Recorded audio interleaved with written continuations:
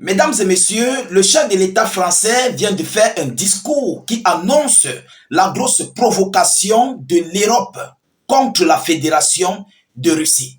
Aujourd'hui, en ce jour du 5 mars 2025, Emmanuel Macron, à l'occasion de son adresse à la nation française, il a profité de dire ce que l'Europe prépare contre la Russie dans ce conflit russo-ukrainien. Mais par contre, je ne sais pas si les Français vont comprendre la gravité de la chose à laquelle Macron veut plonger non seulement la France et certains pays de l'Europe directement dans ce conflit contre la Russie sur le sol ukrainien. Je vais entrer tout à l'heure dans l'annonce officielle, dans les détails, les points clés en fait de ces déclarations et vous-même vous allez comprendre la gravité de la chose parce que je vais décortiquer pour que vous puissiez mieux comprendre étape par étape. Nous ne sommes pas pressés. Alors, mesdames, mesdemoiselles et messieurs, rassurez-vous de mettre suffisamment de j'aime, c'est pour sécuriser la vidéoconférence en question et surtout de la partager au maximum dans tous les groupes. Partagez massivement. Parce que cette information, si vous avez les amis français, envoyez-leur cette vidéo. Partagez dans les groupes. Il faut que le monde entier comprenne ce que la France vient de déclarer officiellement. Vous comprenez? Et ceux qui ne sont pas encore abonnés, abonnez-vous à nos multiples canaux de réalisation. Ça vous prend juste une seconde.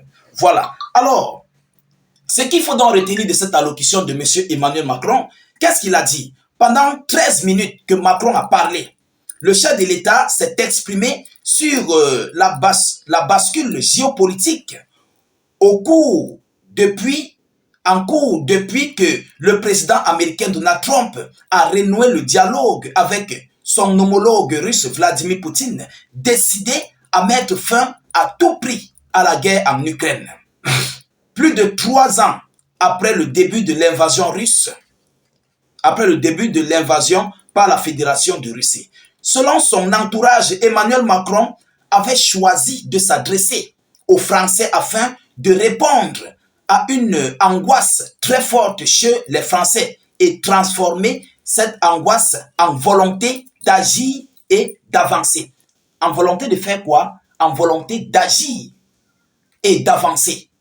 Donc, il a profité de cette occasion pour dire aux Français que voilà ce que la France va faire en Ukraine. Voilà ce que la France et ses alliés de l'Europe, de l'Union européenne et de l'OTAN se préparent à faire en Ukraine contre la Fédération de Russie. Et dans le même temps, les Européens sont en train de financer des sommes colossaux. Je ne cesse d'en parler, je ne cesse d'en faire des vidéoconférences là-dessus. Ils envoient des sommes colossaux à l'Ukraine pour sa défense, pour son armement. Et pendant le même temps, Volodymyr Zelensky envoie une lettre à M. Donald Trump qu'il veut désormais passer aux négociations et signer un accord cadre sur l'exploitation des minerais ukrainiens avec les États-Unis d'Amérique. Mais est-ce que Zelensky a réellement besoin de la paix? En d'autres termes, moi je le vois comme si Zelensky veut endormir les esprits de l'administration américaine et des Russes pour que l'Europe se prépare mieux à entrer, sans toutefois demander à qui que ce soit. Parce que M. Donald Trump avait dit, ce sont les Européens qui doivent protéger l'Europe. Les États-Unis d'Amérique n'ont pas le droit de la protection de l'Europe. M. Donald Trump l'avait dit incessamment. Alors, l'Europe a compris qu'ils doivent se protéger et ils veulent passer à l'acte. Mesdames et messieurs, voilà le point clé. Emmanuel Macron a promis des investissements supplémentaires en matière de défense compte tenu de l'évolution des menaces tout en assurant que cela se ferait sans que les impôts ne soient augmentés. Il dit, je cite, « Nous aurons à faire de nouveaux choix budgétaires et des investissements supplémentaires qui sont désormais devenus indispensables. » Vous comprenez? C'est indispensable. Plus précisément concernant le domaine sécuritaire. Oui, l'Europe est menacée. La France est menacée. Alors, mesdames et messieurs, sur la dissuasion nucléaire, le chef de l'État a assuré que l'ultime recours a toujours été et restera entre les mains du président de la République. L'ultime recours, vous comprenez? Toutes les dernières décisions restent entre les mains du président de la République. Alors, qui souhaite à néanmoins ouvrir le débat stratégique sur la protection de l'Europe par l'arme nucléaire française, sur la protection de l'Europe. Donc Macron veut protéger le continent européen avec l'arme nucléaire française. Je ne sais pas si vous comprenez. Je ne sais pas si vous comprenez. Si la Russie attaque la Pologne, la France serait capable d'agir avec son arme nucléaire.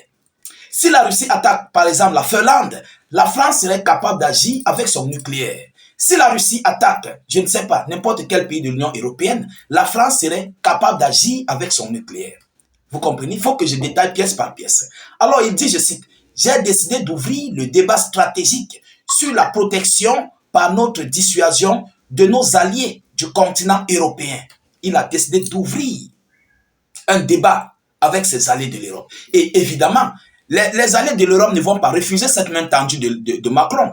Parce que c'est une protection. Contre qui? Contre la menace russe. Ils vont accepter. Et Macron va se mettre dans un problème inestimable. Oui. Bon, quels seront les points clés? Les points de décision? Ou bien, qu'est-ce qui va se prendre comme décision, je voulais dire? Est-ce que Macron va transférer les missiles nucléaires dans certains pays de l'Europe? Est-ce que Macron va transférer les missiles avec ses ingénieurs dans certains pays de l'Europe? On ne sait pas encore ce qui va se prendre comme décision. Alors, mesdames et messieurs, Emmanuel Macron affirme que la menace russe est là et nous touche sans connaître de frontières, estimant que face à ce monde de danger, rester spectateur serait une folie. Il ne faut pas rester spectateur.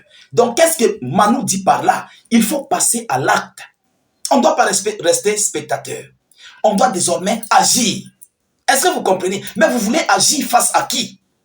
Ce sont des provocations que l'Europe se prépare à faire contre la grande Russie de Vladimir Poutine.